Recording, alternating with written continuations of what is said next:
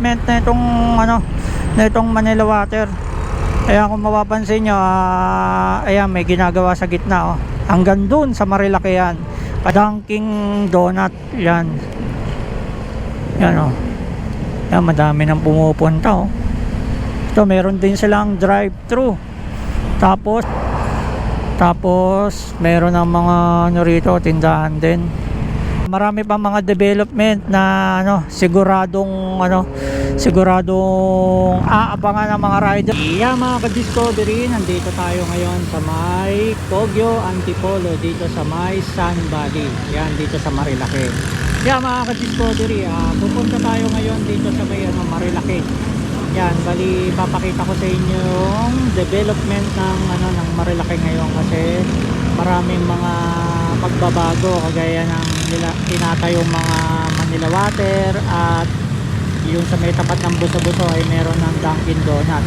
Yan, yung mga pangangailangan ng mga rider na mga namamasyal sa Marilaki ay unti-unti nang nagkakaroon, kasi maraming gustong magkaroon ng ng mga iba't ibang mga establishment, pasyalan or kainan or mabibili, patatambayan dito sa Marilaki. Kaya tara, tignan natin yung update at tignan natin yung mga pagbabago dito sa Marilaki, lalo na sa mga riders yan, kasi mga sikat na motovlogger, mga artista, mga nagpupunta dito sa Marilaki. Kaya ang bilis ng nito, ng pag-develop dito, dahil kailangan na nilang yung turismo dito at lagyan ng mga establishmento para sa mga tao. Kaya tara, mga ka-Discovery, let's go, samahan nyo ako. Silipin natin itong update sa Marilaki. Let's go! Welcome to my channel. Iya, mga ka-Discovery, let's go at baybayin na natin ang ating Marilaki. Yan, dito nga pala tayo sa may Sun Valley. Yan, dito sa Kogyo Antipolo. Yan, nandito yung ating police station, police community precinct. Ayan, pag may problema kayo, dyan lang yung isa sa natin, malalapitan. Yan, tamang sabit si kuya, cool na cool lang. Yan, parang hindi nakahawak. Yan, di kaya delikado yan. Yan, mga ka-Discovery, dire-diretso lang ang ating paglalakbayan. Dito pala makikita nyo na yung development na itong Manila Water. Ayan, kung mapapansin nyo, ayan, may ginagawa sa gitna, oh. Hanggang dun sa Marilaki yan. Kaya mapapansin nyo ay yung development ng Marilaki ay napakalaki, at sa mga susunod na taon at henerasyon ay ang laking pagbabago na itong lugar na to. Yan, dito na tayo banda sa may Inarawan, Antipolo.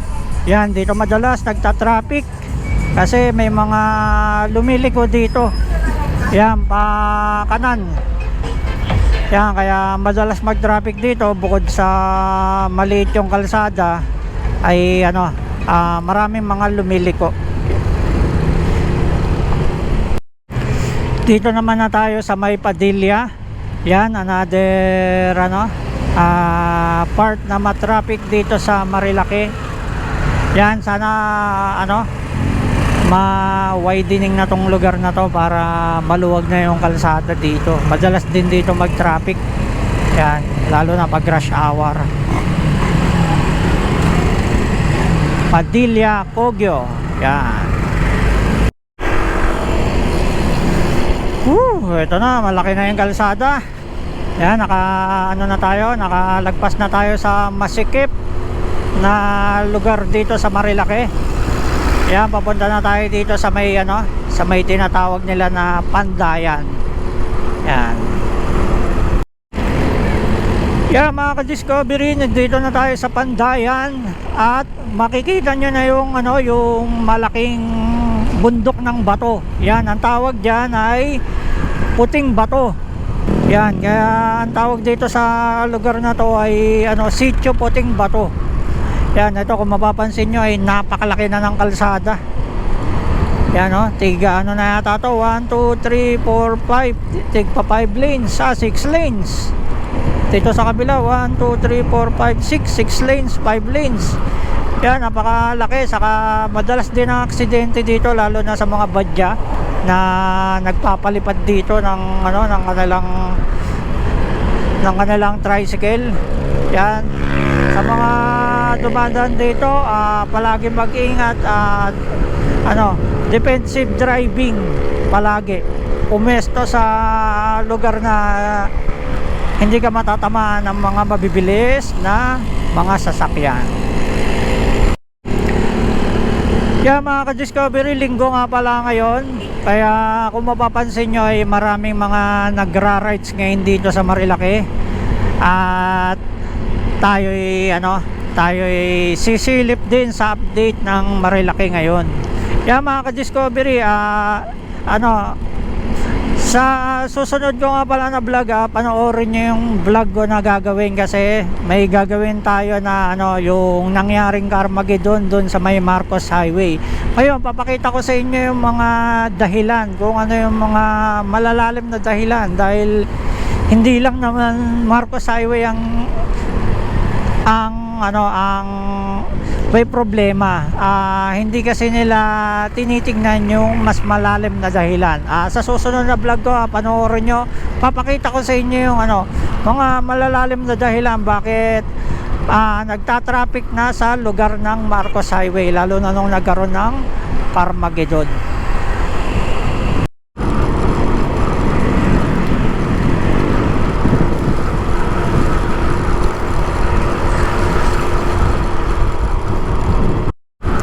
Yan, dito na tayo sa isang magandang spot dito sa Marilake. Yan, inarawan pa rin pala to.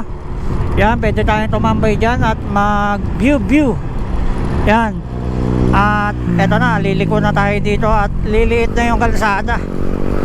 Yan, dito na tayo sa papaliit na kalsada.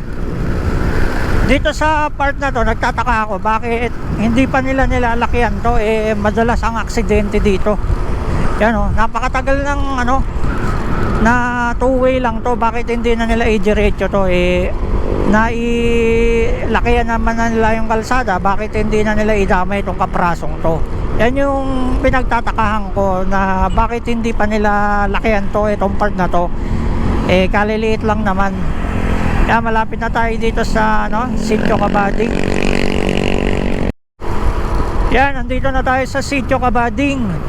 Yan, sa mga kailangan ng police assistance, meron tayong ditong police community present. Sa mga hindi pa nakakaalam, ito yung ating police community present, itong lugar na to. Yan, ito.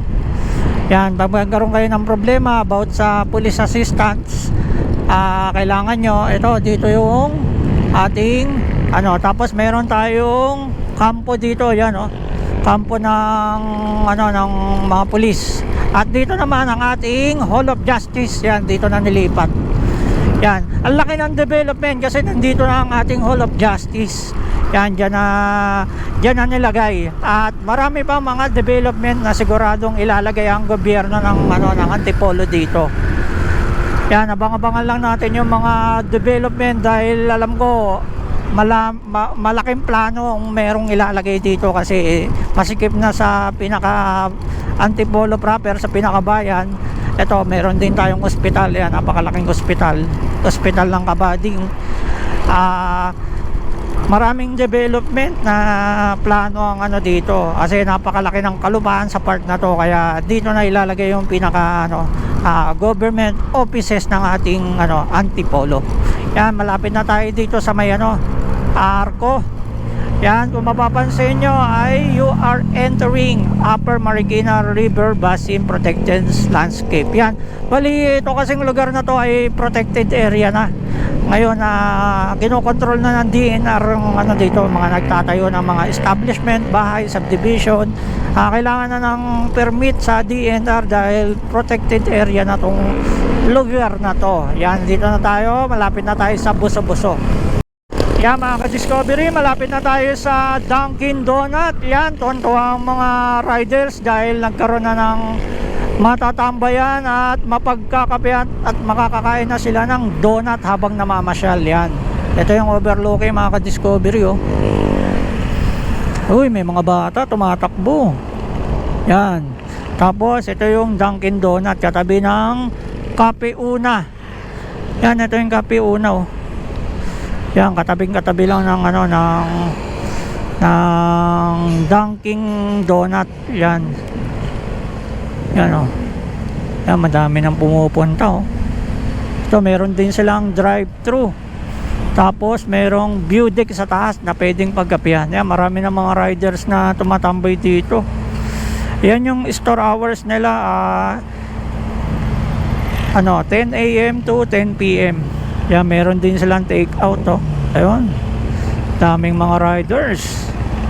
Yan, tambayan, bagong tambayan at overlooking kasi matatanaw mo yung doon, yung view dito. Tapos meron ng mga rito, tindahan din. Yan.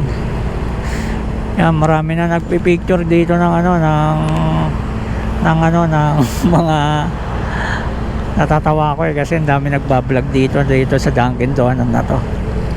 Yan, mga ka-discovery, abante tayo at silipin naman natin yung yung bagong tinatayong building dito sa may Boso-Boso Resort.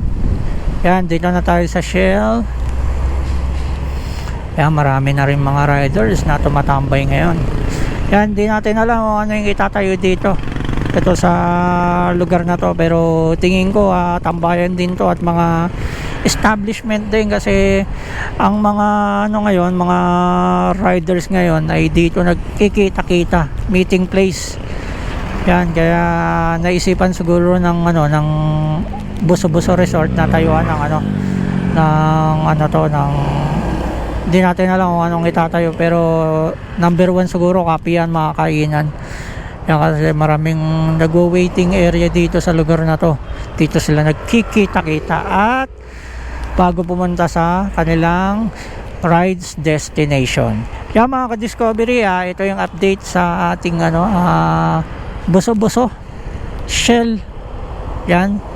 Marami pa mga development na siguradong aabangan ng mga riders dahil yung mga sikat na mga motovlogger, mga negosyante, dito nagpupuntahan. Napapanood ko sa YouTube, talagang nakikita nila yung ganda ng lugar at development talaga. Kaya yung mga negosyante, una-unahan na kayo dahil itong Marilake ay magiging tourist spot sa buong Pilipinas.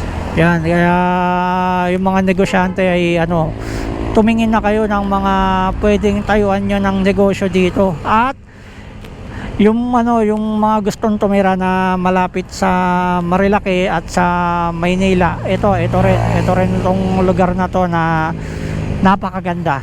Kaya, mga ka-discovery, diretso na tayo at silipin naman natin yung pababa dun sa may bandang veterans. Let's go.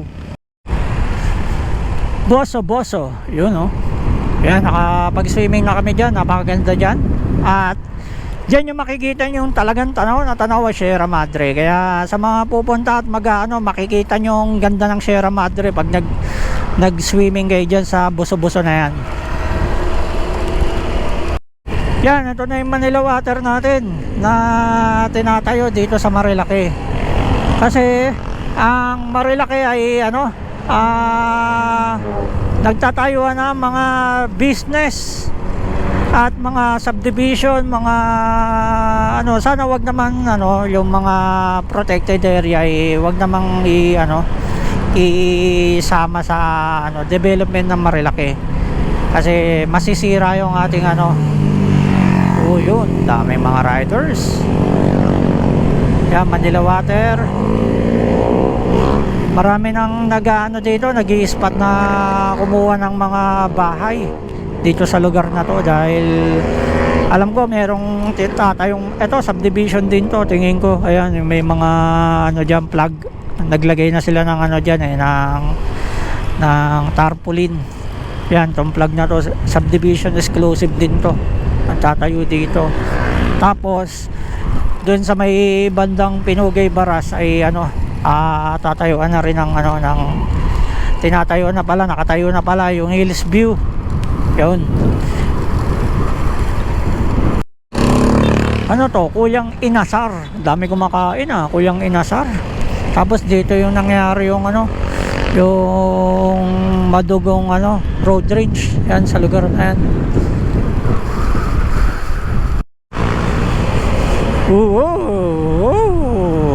Grabe, laki ng kalsada talaga oh. Talagang ayan oh. Sarap na sarap ang mga riders pag nandito sa part na to. Kaya mga ka-discovery, dito na tayo banda sa may Old Buso-Buso. At papakita ko sa inyo yung ano, kung saan nilalagay yung mga tangke ng Manila Water. Yan, ano rin to, part din ng ano,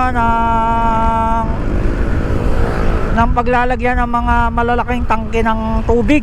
Yan, supply dito sa Marilake at sa Kamaynilaan. Yan, papapansin nyo ay ano, itong bandang kanan, yan, diyan ibabaw yung ano, yung mga malalaking tangke natin ng tubig, supply ng Manila, Metro Manila at ng ano, ng Rizal province. Yan, oh,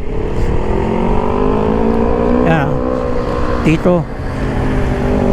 Kaya napakalaking development ng ano, ng pagbabago sa lugar na to, sa mga negosyo, mga bahay. Yan, ito na yung lugar, dahil napakaganda ng spot ng lugar na to, dahil dito yung daan papuntang south. Pwede kang pumunta ng ano, ng Laguna, yang Quezon, Pabicol, pwede na dito na ang daanan lang lahat. Kaya itong development na to, sana yung national government nakikita na nila yung mabilis na pag-unlad na itong ano, Marilake Highway. Yeah, mga ka-discovery, dito ko natatapusin yung ating motovlog sa update dito sa Marilake, dahil ang laki ng pagbabago ngayon, dahil kailangan ng i-develop yung lugar, dahil pinupuntahan na siya ng mga tao at ng mga turista. Yan, pati mga bikers, makikita nyo, yun, pakyat. Dito na lahat nagpupunta, lahat ng mga tao. Kaya yung mga pangangailangan ng tao ay dapat nilang i-provide. Kaya yeah, mga ka-discovery, hanggang dito na lang ang ating motovlog sa update natin sa Marilake Highway. Hanggang dito na lang sa muli. Thank you for watching.